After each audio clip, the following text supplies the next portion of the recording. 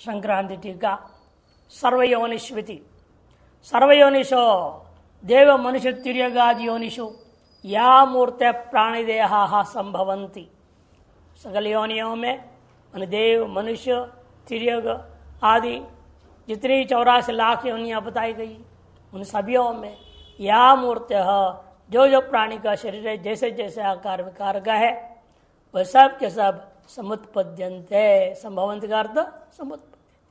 तासाम मूर्तिनाम प्राणिनाम इत्येतत् महद उक्त लक्षणम ब्रह्म प्रकृति। महद ब्रह्म प्रकृति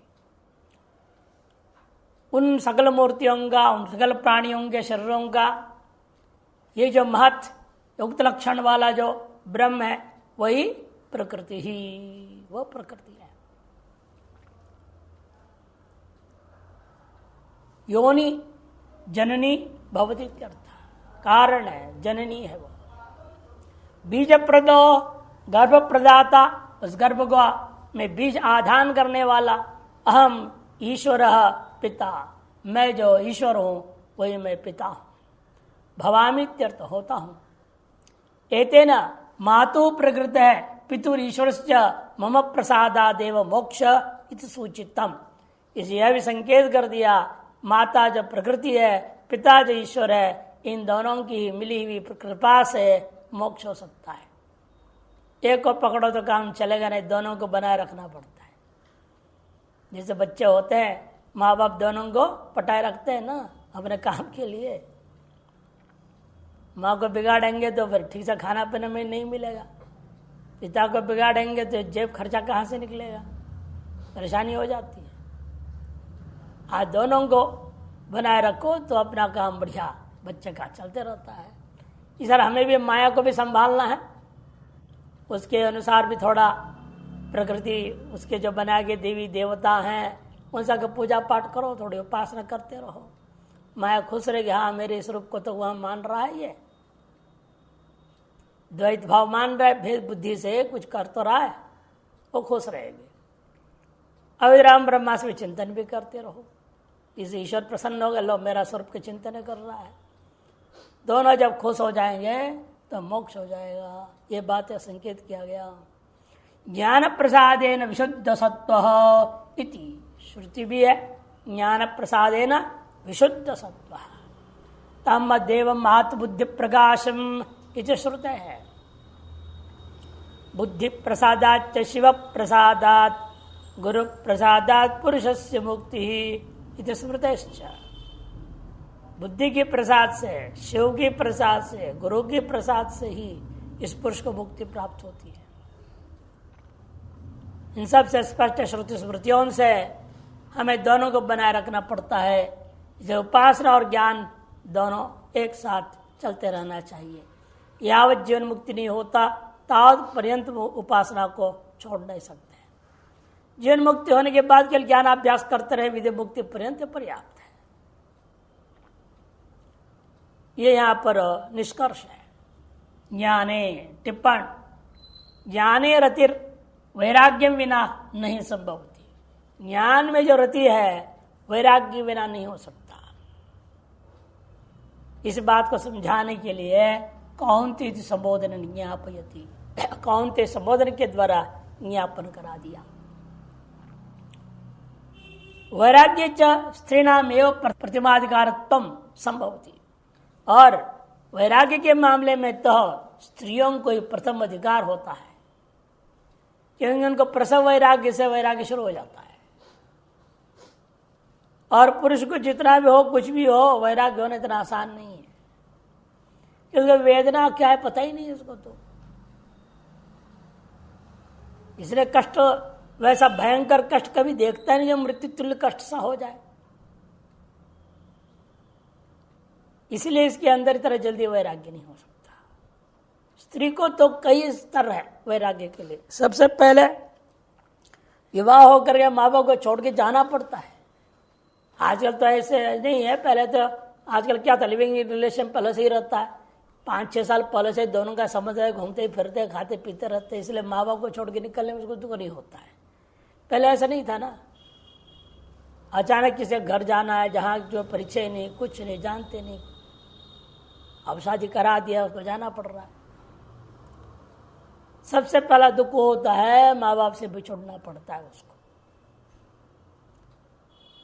फिर क्षुद्र सुख के चक्कर में, संतान सुख के चक्कर में गर्भिणी हो जाती है, और जो 9 महीना झेलना, फिर उसको निकलते इतना प्राण संकट हो जाता है उसको।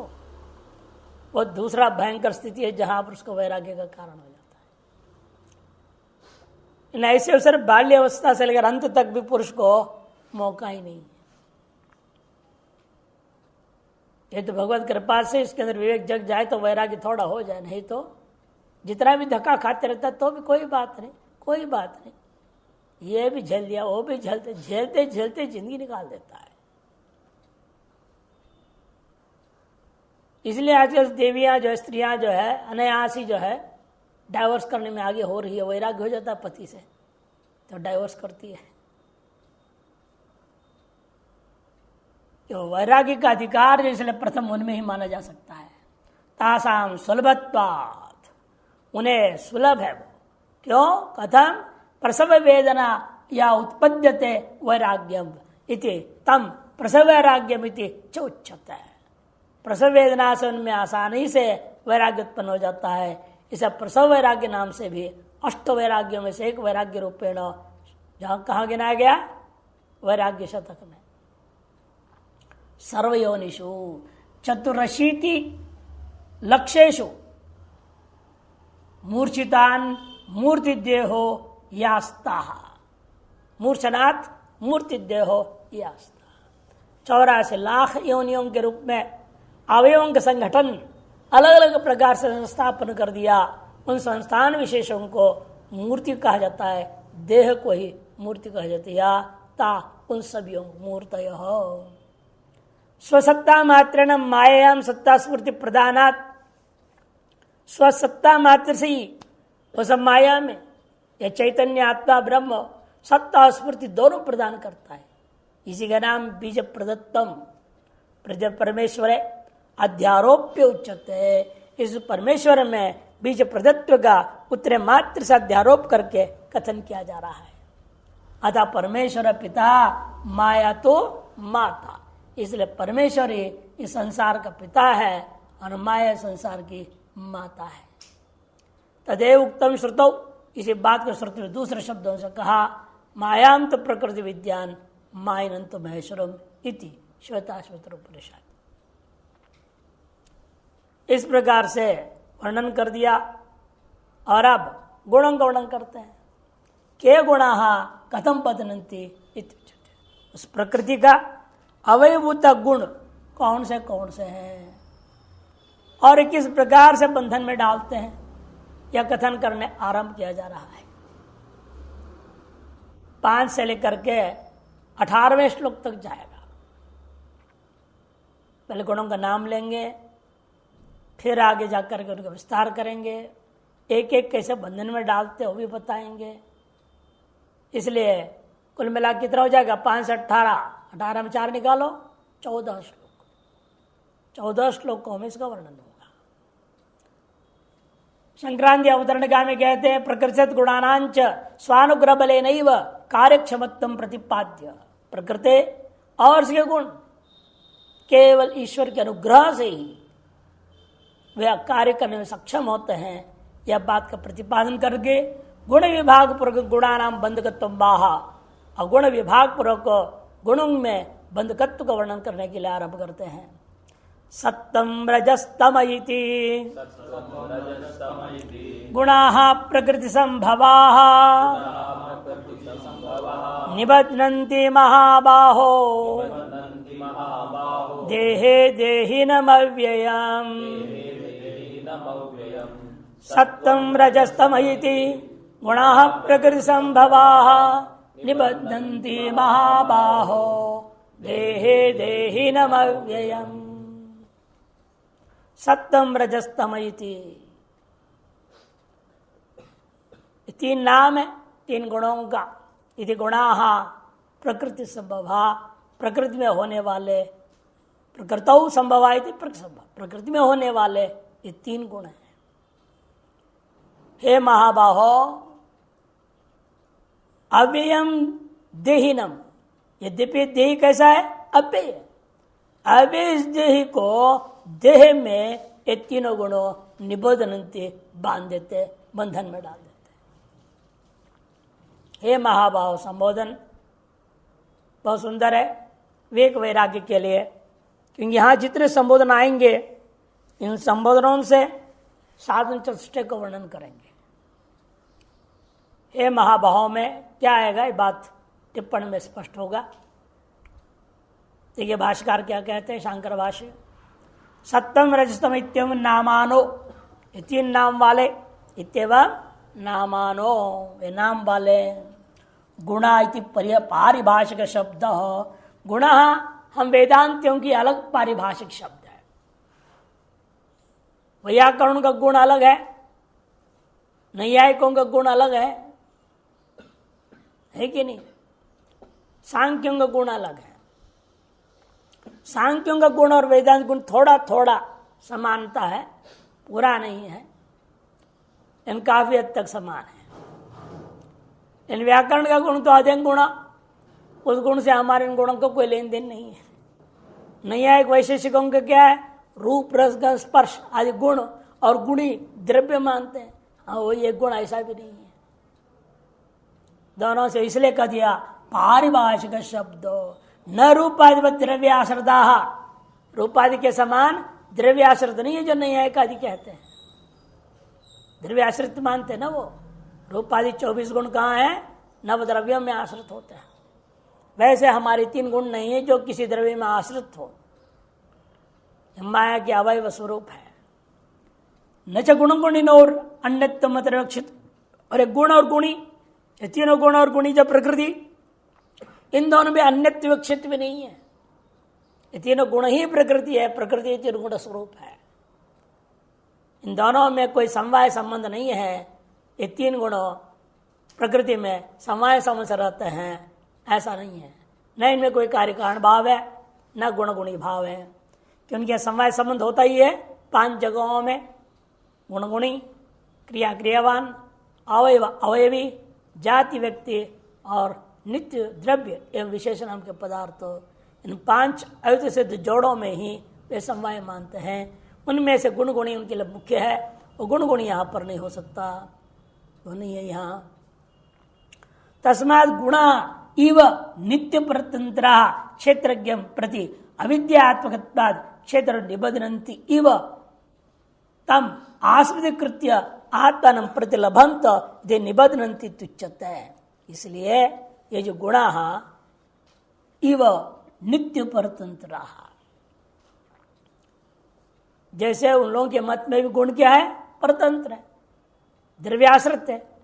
ये भी गुण कैसे हैं? ईश्वराधीन होने से परतंत्र है। फर्क अंतर है, उनके द्रव्याश्रित है, ये ईश्वर आश्रित कार्य करते हैं। और नित्य परतंत्र संता क्षेत्रज्ञ प्रति अविद्यात्मकत्वात्, क्षेत्रज्ञ के प्रति अविद्यात्मक होने के नाते क्षेत्रज्ञ को मानो बांधने के समान। भाष्यकार सब जगह इव जोड़ रहे जान करके कि वास्तविक कोई बंधन आज तक हुआ नहीं, ना होगा कभी। निबध्नन्ति इव तम आस्पदीकृत्य, उसको आश्रय करके आत्मा न मानो प्रतिलभन्ते, आत्मा को प्राप्त कर लेते हैं और मान लो उसको बांध देते हैं। यदि निबध्नन्ति तुच्यते है। तेज प्रकृति संभवा भगवान माया संभवा निबध्नन्ति इव, ये सब क्या है? प्रकृति संभवा, माने भगवान माया में ही होने वाले हैं। और निबध्नन्ति इव, हे महाबाहो महांतो समर्थतरो आजान प्रलंबो बाहु यस स महाबाहु। व्युत्पत्ति कर दिखा के छोड़ देते हैं भाष्यकार, इसका तात्पर्य अर्थ नहीं बताते। समर्थ तर हैं आप, आजान बाहु, आजान प्रलंबो, जान पर्यंत लंबे हाथ वाला, अर्जुन के लिए बोल रहे हैं। दोनों हाथ उसके कैसे हैं? समर्थतर है और आजान प्रलंब है। ऐसे बाहु है जिसका, उसको महाबाहु कहते हैं। हे महाबाहु, देहे मने शरीरे, देहिनम देहवंतम अव्ययम अवेतंच उक्तम, पूर्व में कह चुके हैं अनादित्वा निर्गुणत्व इत्यादि श्लोक में। ननु देहि न लिप्यते इत्युक्तम, पहले तो आपने कहा देहि न लिप्यते, कथम यह निबधनती, और यहां कथा बांध ही दिया हो उसको, यदि अन्यथा उच्चते, आप अन्य विपरीत बोल रहे हो, कहते परिहृतम अस्माभि। भाष्यकर हमने इसका जवाब पहले ही सोच समझ कर बोल दिया है, परिहार कर दिया है। अरे कैसे कर दिया आपने? इव शब्द ने निबधनती इव इति, इव शब्द ने सब जगह जोड़ करके और विशेषतः निबधनती इव कहकर मैंने समाधान कर दिया है। वास्तव में कोई भी बंधन में है ही नहीं, जिसको जैसा लग रहा है उसको वैसे उपाय करना पड़ रहा है। न बंधो न मोक्षो इत्येषा परमार्थ था। न बंधन है न मोक्ष है, यही पारमार्थिक सिद्धांत है।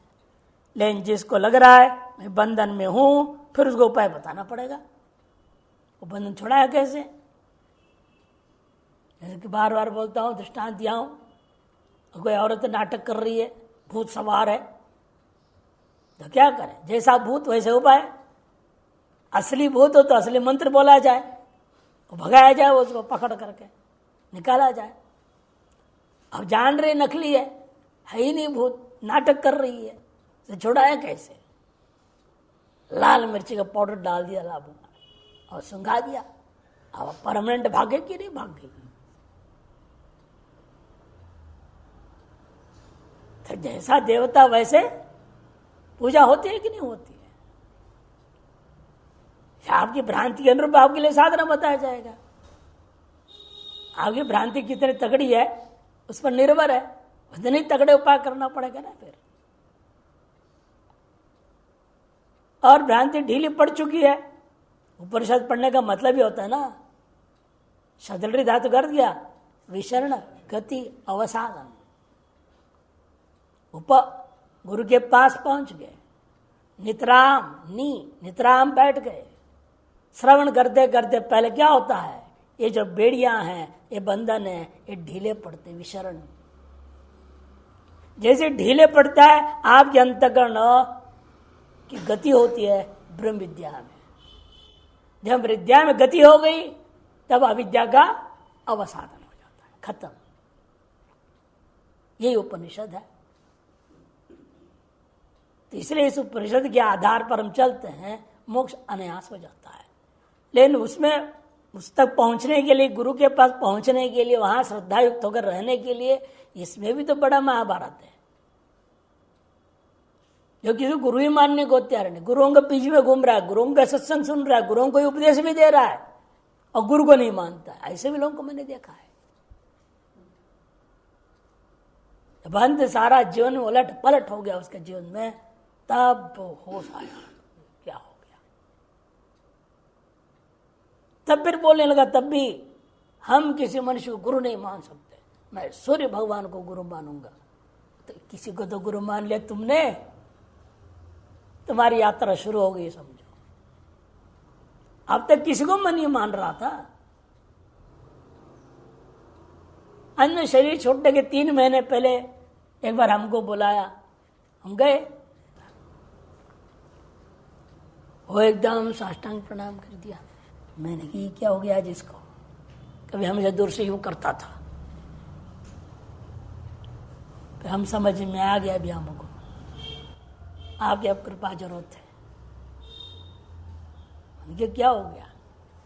कहता लगता है मेरा रिजर्वेशन कट गया है। मैंने कि हम पहले मान लिए होते, जब आप मिले 1988 में, तो मेरा अलग ही जीवन होता। लेकिन अब 2-3 महीना में पहले हम मानने लगे। आप मैंने कहा कोई बात नहीं, अब भी मान रहे हो, इससे आपका भला हो जाएगा। कहते थे रोने भी लगे, बहुत कुछ हुआ, खैर छोड़ो। इसलिए बड़ा कठिन काम होता है किसी को गुरु मानना, उनके वचन पर श्रद्धा करना और उनके मुझसे श्रुतियों को सुन पर उसमें निष्ठा बनाना, ये आसान खेल नहीं है। इसके लिए हम लोग कहते हैं फिर आपकी भ्रांति अब ये मजबूत है, तो उसके लिए पहले आपको उपासनाएं करनी पड़ेगी, उसको ढीला करना पड़ेगा। जैसे दृष्टांत है ना, पंचदशी में भी कोई कपड़ा में तगड़ा मल बैठ गया है, दाग पड़ा जबरदस्त, एक बार समूलने से निकल जाएगा क्या? अनेक उपाय करने पड़ते हैं, अलग अलग उपाय, दाग पर निर्भर है। कि तो पेट्रोल डाल के तभी निकलेगा वो, नहीं तो नहीं निकलेगा। चाहे जितने तुम एक्सेल लगाओ, एरियल लगाओ, सब लगाओ, साबुन लगाओ, कुछ भी नहीं होगा। और कोई ऐसे दाग होता है साधारण के साधारण सब लगा यूं कर दो तो निकल जाता है। इसे निर्भर उस पर है। सर यहां पर वही सिद्धांत अपनाना पड़ेगा, वही कह रहे इसलिए कि निबद्ध उच्यते तेज संभवा यश स महाबाहो हे महाबाहो इति। समर्थतर है विवेक और वैराग्य, और वो पूर्णतः व्याप्त होनी चाहिए। आजान भाव का तात्पर्य सभी के भाव तो मुंड होता है, आधा भी नहीं पहुंचता, जांग तक भी पूरे नहीं पहुंचता कई होंगे, और घुटने तक जाना माने पूर्ण व्याप्ति।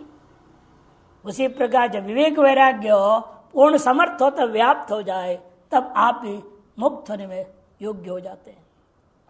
देहे शरीर देहिनम देहवंतम अव्ययम अव्यक्त विकास उक्तम अनादित पद श्लोके ननु देहे नालिपते कहा था आपने, फिर आप ऐसे कैसे कह रहे हो? इति संक्रांति कहते हैं सप्तमिति मुक्ते परम साधनत्वेन उत्कृष्टत्वात् सत्व से प्रतिबोधेश। मुक्ति जो है का परम साधन होने के नाते और उत्कृष्ट होने के कारण से भी सत्व से प्रतिबोधेश, सत्व का प्रथम उद्देश्य किया। उद्देश्य का अर्थ क्या होता है? नाम मात्र संकीर्तनम उद्देश्य। कोई भी शास्त्र प्रवृत्त होता है वो त्रिधा प्रवर्तित है कि नहीं? उद्देश्य, लक्षण, परीक्षा। उद्देश्य क्या होता है? नाम मात्र हम ये चीजें मानता हूं, मेरे दर्शन में ये मान्यता है।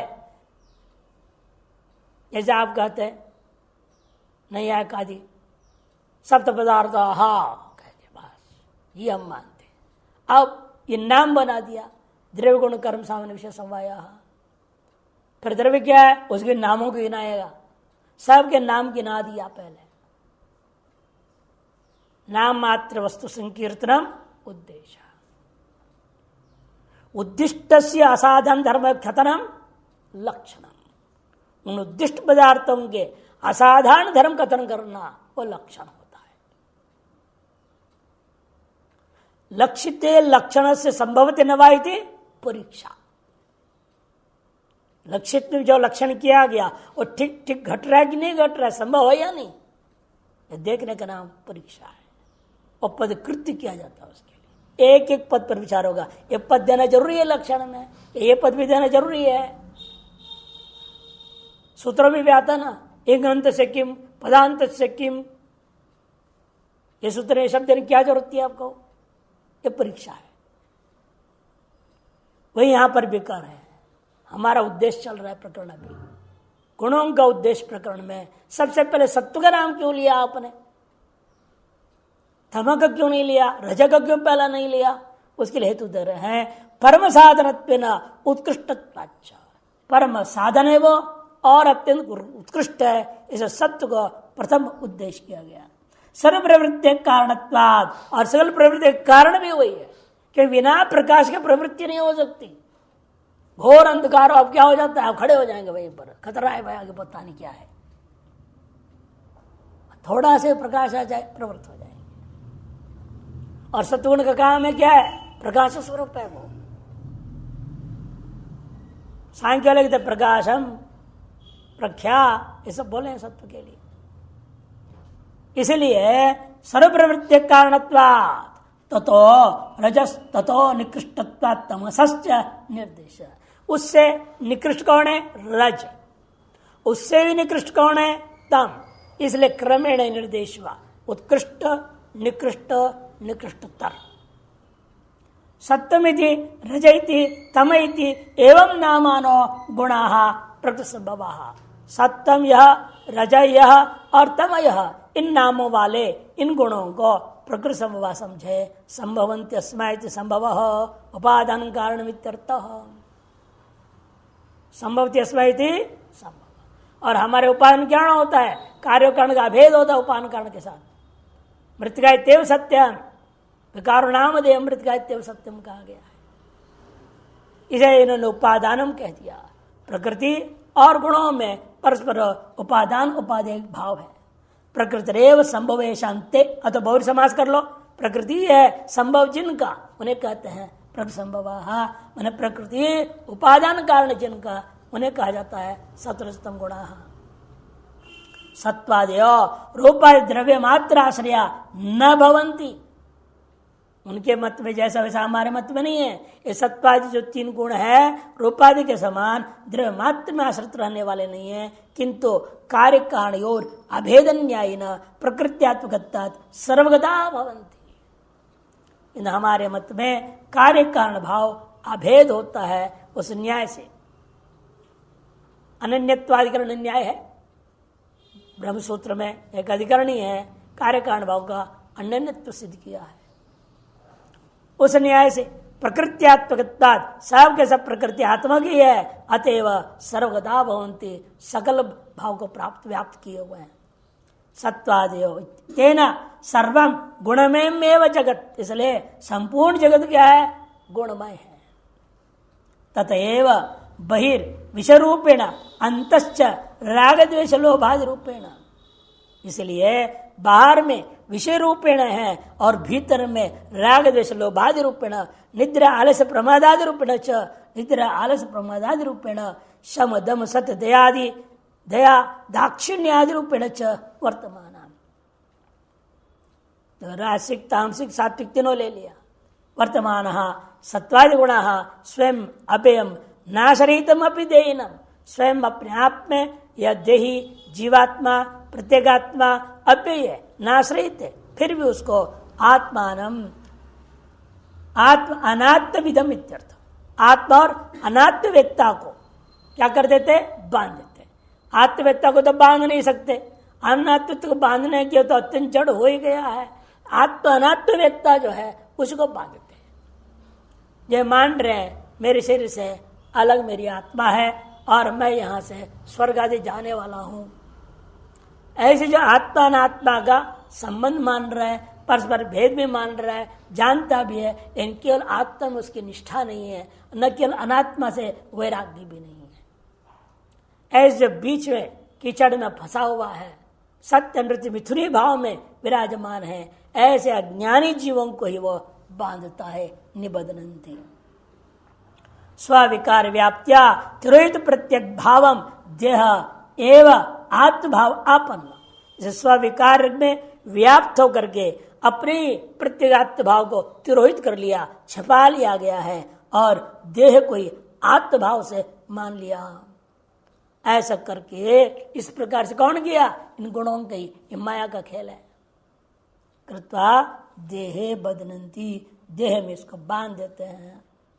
देह तद धर्म तद कर्मसु अहम मम अभिमान अभिनिवेशम कारयित्वा, देह तद धर्म तद कर्मों में अहम मम अभिमान का अभिनिवेश करा करके जन्म मरणादि संयोज्य, जन्म मरणादि के द्वारा संयोजन करके नाशिंति तीर्थ नाश करते हैं। ननो सर्वेन्द्रिय विवर्जितमिति असक्तमिति प्रकृत्येव च कर्माणीति न करोति न लिप्यते इति च आत्मनक्षत्रज्ञस्य क्षेत्र धर्म तत्कार्य रहितत्वम असंगत्वम अकर्तृत्वम अलिप्तत्वं च प्रतिपादितम।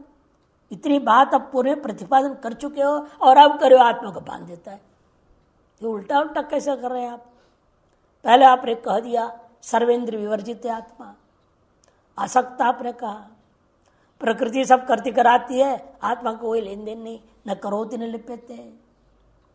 इधर आत्मा जो क्षेत्रज्ञ है उसके बारे में आपने ये कहा क्षेत्र तद्धर्म तत्कर्म तदवस्था आदि से रहित है आपने कहा, अतएव असंग है, अकर्ता है, निर्लिप्त है।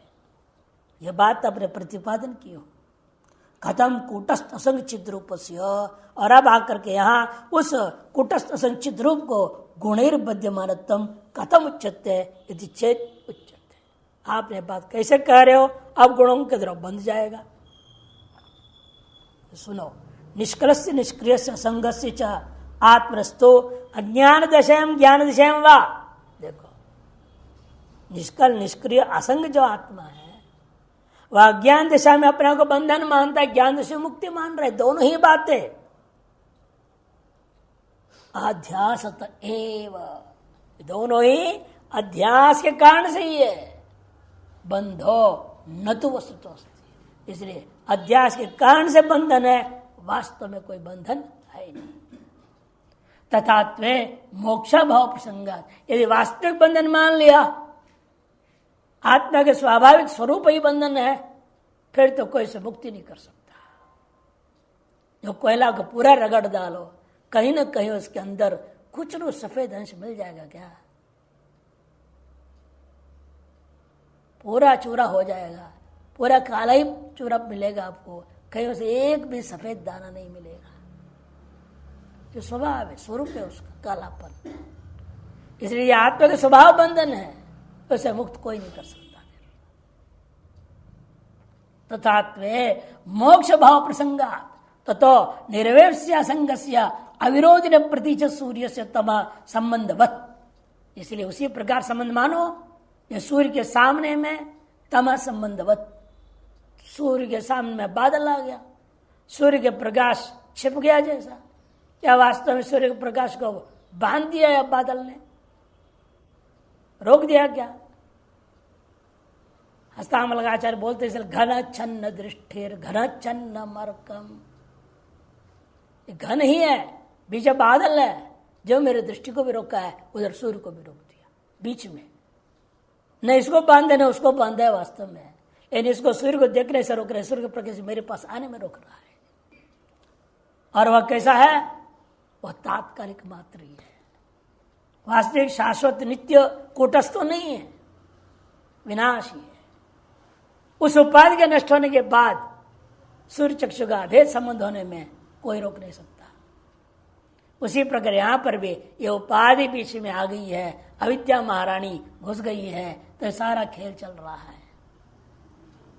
मोक्ष प्रसंगात तथा निर्वेश्य संगस्य अविरोधी जो प्रतीचा सूर्य से तम संबंधवद अविद्या तत्कार्य संबंध, अविद्या से कार्य संबंध मानना पड़ता है। कदापि न संभवती, यद्यपि यह कदापि संभव नहीं है, किंतु स्वानुभूतो प्रमाद्यतो ब्रह्म विद्यातेर अनात्मध्यास सत्वादि विद्यमानत्वंच संभवती, फिर भी स्वानुभूति में प्रमाद करता हुआ जब ब्रह्म विद्यति भी क्यों न हो, उसमें भी अनात्म का ध्यास सत्वादि के द्वारा बंधन भेद बुद्धि अवश्य घुस जाता है। नित्य निरंतर आत्मानुभूतिया तम अकुरुत एव, और नित्य निरंतर आत्मानुभूति के द्वारा जो प्रमाद नहीं करता है, ऐसे विदुषो दृष्ट दुख भाव सदा आत्मानंद रसानुभूतिश्च गुणातिक्रमणंच विधेय मुक्तिश्च भवति। ऐसे दृष्ट दुख का भाव होगा, सदा आत्मानंद रसानुभूति रहेगी, गुणों का अतिक्रमण करो, विधेय मुक्त हो जाता है। गुण दोषेण तंग कृतवतस्तु, और गुण दोष के द्वारा उसको किए हुए जो है यते है संप्राप्त ज्ञान संकोचो, प्राप्त ज्ञान भी ढक जाता है, संकोच हो जाता है। विक्षेपश्च जन्मादि बंधश्च भवति, विक्षेप भी होगा, जन्मादि बंधन बच जाएगा। दृष्टांत देंगे जड़ भरत का। तस्मात् देहेन्द्रियादिषु अन्यत्र वा अहम मम अध्यास राहित्यम एव विदुषो जीवन मुक्ति ही।